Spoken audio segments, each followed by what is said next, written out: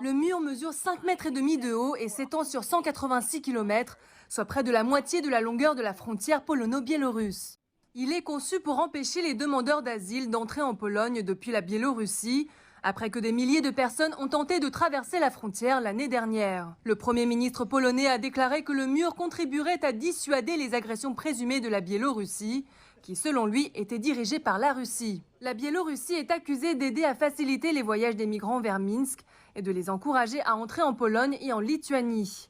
Des faits que la Biélorussie nie. Le mur bloquera le contact avec la Biélorussie, empêchera les migrants de recevoir de l'aide et nuira à la faune de la région, a déploré un député de l'opposition vendredi. Des groupes de défense des droits de l'homme accusent le gouvernement de faire du deux poids deux mesures en empêchant les migrants du Moyen-Orient d'entrer dans le pays tout en accueillant les Ukrainiens. L'état d'urgence dans les régions frontalières de la Pologne a été levé vendredi, coïncidant avec l'achèvement du mur.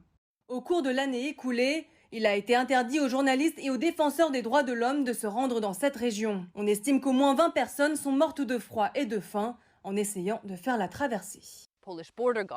Les gardes frontières polonais ont d'autre part été accusés d'avoir maltraité des migrants qui ont réussi à entrer dans le pays.